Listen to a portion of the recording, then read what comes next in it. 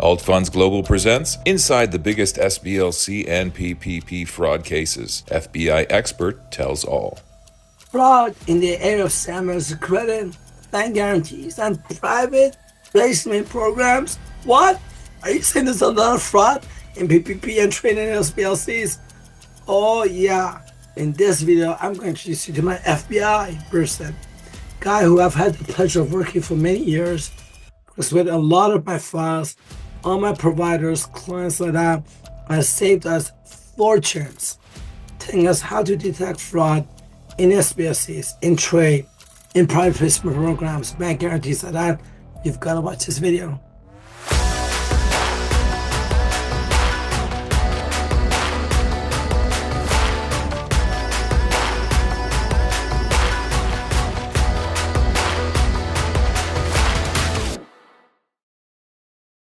All of the information presented is for entertainment and information purposes only.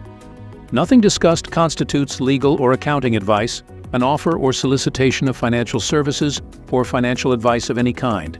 Our goal is to showcase alternative vehicles to raise capital. At no point will we be soliciting any investment programs.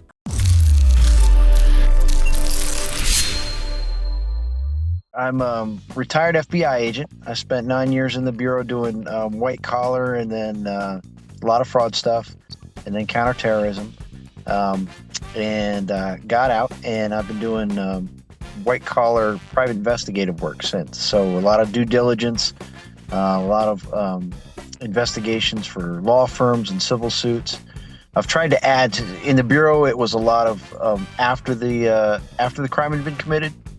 But I've tried to add a lot of before the crime's been committed to give some due diligence, so you get some ideas, some red flag, some notices that hey, maybe we shouldn't get involved in this transaction or that transaction. Try to stop the fraud before it happens. So that's kind of what I do. I'm in this international funds space where there's a lot of fraud. Taimour may have told you it's probably 99% fraud out there because people don't know about it. People don't know the details, and so when someone comes along selling them, a pretty shiny new object with a lot of bells and whistles that they don't know anything about or understand how it works, they just take them at their word. So that's kind of my forte, is to get in there and say, yeah, that's not right or that's right. To take a good look at what people are offering and see if we can, sort out the true stuff from the false stuff. How many years are you working with my firm? I've been working with Taimour. Gosh, I'm losing track now. I think, 4 years now? It's a lot longer than that. Long longer than that. 4 or 5, somewhere in there. Awesome. Kevin, can you tell her one of the comments one of my early on clients said to you about you? Well, which one are you talking about? Let's start with a guy called Muhammad. I won't go into his last name. What he said about how much money you saved him. Okay. Oh, yeah. So I believe this was one of the what I'll call a copycat fraud. Somebody who looks legitimate. They use a legitimate company. They use an email that's almost the legitimate email. And when you look them up, you think you're dealing with a real company because there is such a real company. But the emails and the communications and the phones are not going to that real company. They're going to a copycat, someone who's pretending to be them. Yeah. And this was a case where the client was dealing with someone in the UK, a big banker who had some banking accounts, I would say offshores in the Channel Islands. And he was getting ready to invest. I forget. It was something like 10 million or something like that. But because he was able to get to me and I was able to suss out that he was not dealing with the real guy, he was dealing with a copycat. We saved him, I think it was about $10 million. So yeah, it's a useful service. Yeah, sure. And then it's a necessary service. Sorry, one fun one. Do you want to tell her about the 2 guys from Pakistan in New York City? Oh, yeah. So this one was particularly interesting. Again, it just highlights the way people take advantage of folks in this international arena. So the story was some gentleman in Pakistan had ton of I forget if it was shares or something. He had access to a ton of money. He died. The inheritance was locked up. Couldn't get to it. They had to go outside of Pakistan to get some help to unlock the funds because they were in overseas bank accounts in Canada and other places. So they went to a guy in New York, and the guy in New York's like trying to find somebody who can get the money out of the Canadian banks and all this other stuff. So I ended up looking into it. And the guy with the supposed amount of money, there was two issues. Number one, he was a poor man who lived in a tiny shack above a shop in a poor part of town in Pakistan. So the whole story was fake from the get-go. But worse was the instruments they were trying to say could be cashed out. Look legit until you dug in and say, okay, these guys are selling one of these smoke and mirrors things. It sounds good unless you understand what they're doing. And once you understand what they were trying to sell, it was literally impossible for them to, for the deal to actually take place because it just didn't happen that way in international financial circles. Banks didn't do what they said they needed the banks to do. I talked to the head of some Eurobond companies, and this involves some intermediate, medium-term banknotes, some Eurobonds, some fancy sounding international documents, and they were just fraudulent from left to right. But the sales pitch was incredible because the guys who came to Taimour were the intermediates in New York who thought they were doing a good job, but they'd been sold a fake story from the start. Okay. I'll just say two more things before I let Kevin go. There's one law firm in Quebec we work with a lot. That guy says, I only give everything to Kevin. Whatever Kevin says, green light, that's the only one I work on. Anything Kevin says no, I do. I just start basing time on that. Yeah. Kevin, one last one. Can you tell her about the file from last week? Last week, okay. Let me try to. Gosh, it was so long ago. Last week? Yeah. Okay. Oh, hold on one sec. I gotta say, this was Oh shoot! Now my brain's slipping. Remind me something about it, and I'll remember the whole story. They gave you a banking instrument. One of the things. Yes. Okay, I got it. That's all I needed. So this is a common one I get, which is someone says some entity who purports to sell or be able to provide an SBLC or some of the international instrument says to the client, hey, I can do this. And the client says, give me some proof. And they give them what they say is a sample of a previous deal. And they send that over to me and I take a look. So in this case, it was a SWIFT, an MT-103, a message type 103. It's a transfer of information. And what a lot of these fraudsters don't understand is SWIFT is an international wiring system. Money moves across international borders all through SWIFT. And it's very simple to understand that the way the process works is my computer has a bunch of fields that have to be filled out exactly so. And the receiving computer has to receive the fields in the exact format or the transfer doesn't take place. If the fields are wrong, if the formats are wrong, they simply cannot communicate. The computers can't talk to each other. So the bad guys don't understand this, that SWIFT updates their standards and the codes and the formats that the banks use every year or every couple of years. And so they will provide formats from 3, 4, 5, 6 years ago and say, look, this is dated last week. We did this last week. And you look at the codes and formats and go, there's no way. It's just simply impossible. That transfer, that communication could not have occurred.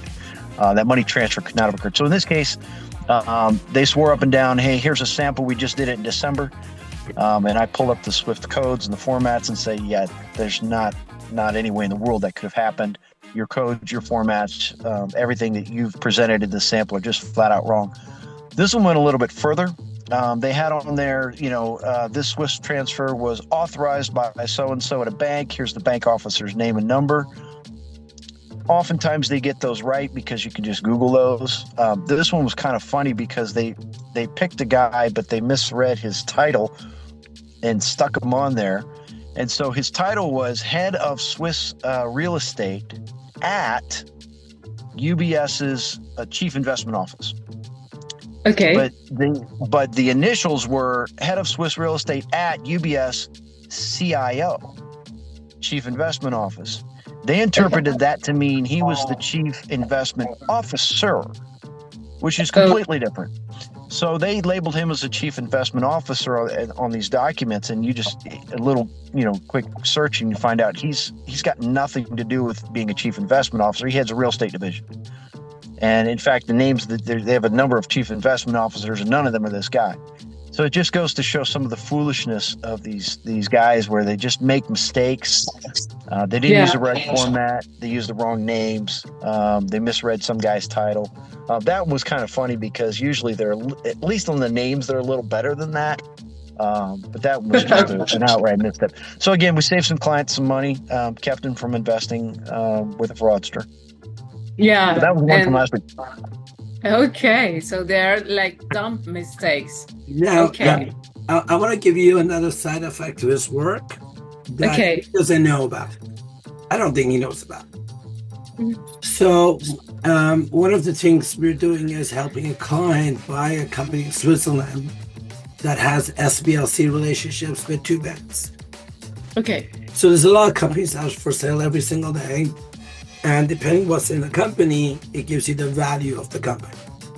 This company is based in Switzerland, and the way the guy, Matthias, has structured it was that he set up banking relationships so that his company can accept assets through the bank and get a loan. Okay. And Switzerland is as robust as they come. If that client of mine buys this company and he gets a fake standby letter of credit, he could have spent $10 million on the company. I don't care. The bank will immediately terminate their relationship with the company. Okay. Does Sure. that make sense? Sure. Of course. So Kevin could say, I saved the client some money because of not investing in fraud. But the flip side of it is the receiving guy, you're saving him from his banking relationship, because if your bank cuts you out, guess what? That's Okay. not how much you spend the money, do whatever. That's a big no. Nobody who's a legitimate receiver of banking instrument ever wants fraudulent instruments because of the risk they're carrying on that. And to just touch on that, Taimour, banks worldwide use their own background checking when they're opening accounts. And there's a couple primary services. The U.S. uses 2. The rest of the world uses 3 or 4 of them. And I know who they are, these services. But these services basically collect social media, news reports, and information from other banks about clients who have had depository issues, who have been suspected or convicted of committing fraud. And if you try to open an account after one's been closed for fraud, you're going to find that information gets passed around because it goes to these kind of clearinghouse sources. Another bank checks the clearinghouse source and says, oh, you committed fraud at this other bank or had this bank account closed because of suspicion of fraud. There's no way we're opening an account for you. Right. So it's a domino effect. Once that happens, it can get pretty bad for someone. Yeah, sure. You have a history that nobody can erase. Yeah. Yep. So just That's useful. last thing I just want to say before I let Kevin go. So our 3-step process in our company, everything has to start with a Kevin. Okay. Kevin or somebody like Kevin always starts with Kevin. If Kevin says yes, then there has to be a securities lawyer who looks at it from a securities perspective to say yes. Okay. Between both of them, 99.9% of everything is a no. And here are the reasons why no. If those are a yes, and yes, the third ones we get on a plane and we fly to whoever the SBLC issuer is, whoever the person is, and we want to meet them face to face with their bank, at their bank on site. So there's a 3-step process that we go through. Every one of them is so rigid and costly. But for the amount of money we're working with, that's what you got to do.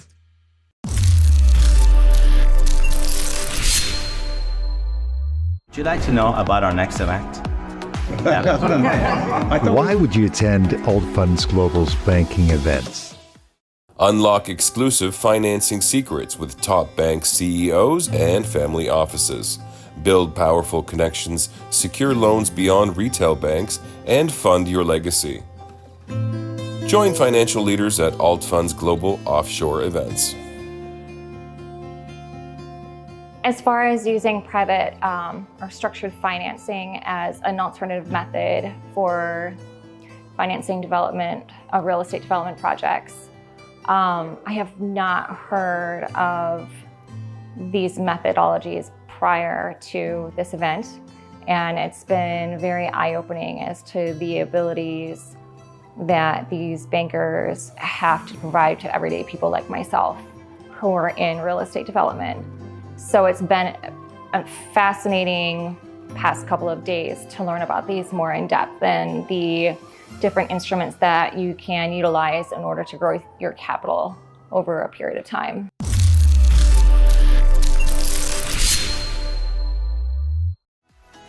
Hi friends, I now want to take a minute and answer some of your frequently asked questions. One of the common questions I get a lot is, Taimour, we've learned a lot from you through your YouTube channel. How do we learn more?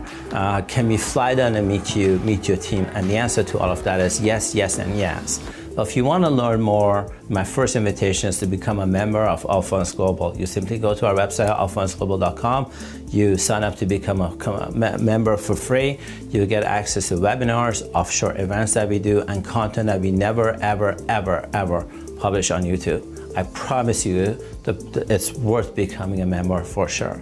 The second way that you can learn a lot is I'm a published author. Structured Financing, Demystified, Hypergrowth, just multiple books on Amazon that you can get access to. I highly recommend going and checking out some of these books, getting engaged into some of the stuff, that strategies and tactics that we're using for ourselves, for our families, for our friends. You definitely want to check these things out for sure. Another question, I guess, Taimour, why are you so passionate about getting a bank license? Why is that so important? Well, the truth is, our mission within AltFunds Global is to help businesses become self-funded for life. Imagine you run a coffee shop and I run a coffee shop. Imagine we buy the coffee beans from the same grower and my coffee shop is right across yours, like really right across yours. Our competition is probably nil. But if you have a bank license and I don't have a bank license, and let's say I made $500,000 and you made $500,000 in income, but if you have a bank license, you are depositing a bank license with the central bank of the country where you own your own private bank license. That means, repeat this again, you are depositing your money with the central bank of the country you have your bank license on.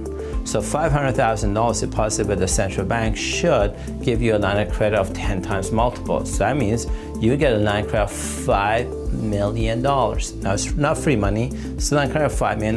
Now, if you draw that entire money out and you go to whichever country you're currently resonating in, the country you're doing business with, and you know in real estate, you want to buy a house, you put 20% down and you get a loan for 80%, same thing. You put $5 million down with a business plan to your local bank, whoever your bank with, and say, hey, I want to grow my business, my technology business, real estate business, pharmaceutical business, whatever business it is. I'm a venture capitalist. I'm putting $5 million down. Your bank gives you a loan at four times more, so now you get a $20 million loan. Now, it's not free money. It's not free money. It's $20 million loan. What can you afford to do with $20 million that I cannot afford to do with $500,000? Could you invest in artificial intelligence? Could you invest in hiring better people? Could you invest in advertising? Hell, with that amount of money, could you even buy auxiliary businesses or invest in auxiliary businesses? I say you can, and that's why we within AltFunds Global are so passionate in helping clients become self-funded for life, and getting a private bank license is one of the vehicles that I am personally very passionate about helping clients on. Another question, I guess, Taimour, you charge a consultation fee. AltFunds Global, the team charges a consultation fee. Why do you charge a consultation fee when you guys can make so much money on the back end? It somehow slows me down from taking a credit card and paying you money for it.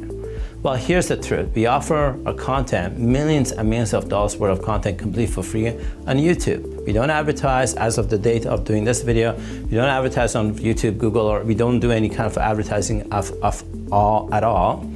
And what we find is the volume of traffic that goes into YouTube attracts people that are tire kickers, people that are fraudsters, people that have mental health issues. When we charge a small consultation fee, this deters the hacker, the fraudster, the person who's shopping around, the target. It eliminates all that and allows me and my team to be on calls or meetings with customers we actually want to do business with. What a concept. Now comes this is better. At the time of doing a transaction with a client, that fee they pay for a consultation call, we refund it. At the conclusion of us doing a transaction with a client, we refund 100% of all the monies that they paid on consultation fees. This allows us to work with people that are committed to working with us, are serious about working with us, are not tire kickers, are not people that are like, they don't know what banking 101 is, and they're there to waste our time and energy. Just eliminates that. And me and my team are very proud of doing that.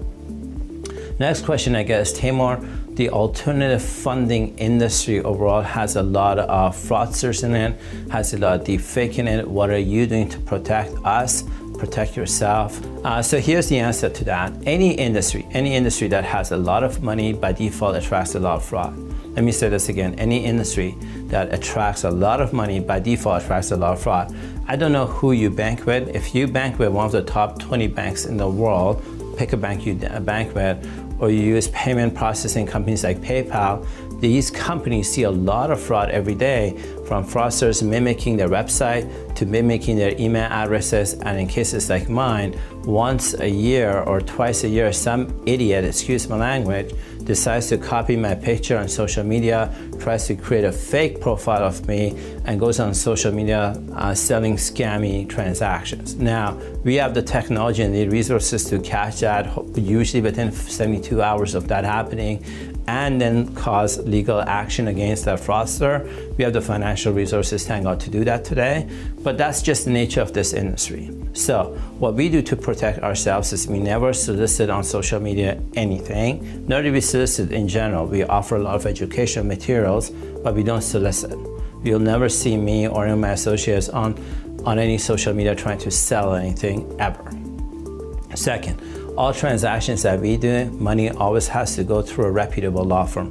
All transactions we do, money always has to go to a reputable law firm. You know, we never ask the client to send us money or anything like that. Now, I do want to take a minute and talk a little bit about my competitors. In the United States, in the US alone, US has 3% of the world's population, and they have over 60% of the world's lawyers. In the United States, that's a fact, have 3% of the world's population and over 60% of the world's lawyers. I have a lot of legitimate competitors in the United States and around the world that unfortunately have been sued for wrongful things that other people have done. There's a lot of negative stuff on social media or websites about some of my legitimate competitors. And I want to tell you that a lot of my competitors are legitimate, they're hardworking people. I know them, they deliver real results. And unfortunately, they have negative comments or fraud or even lawsuits against them. The reason within AltFunds Global doesn't have a lawsuit against it, or me, Taimour Zaman, don't have a lawsuit against me, or people on social media saying that we're fraudsters or something like that, is simply because of my lack of vision. Every company you deal with, every major company you deal with, whether it's the cars you drive, Ford, Lexus, I don't know, GM, or Facebook, Google, YouTube, whatever you use, or medicine you have, like Taimour, all of these companies have lawsuits against them.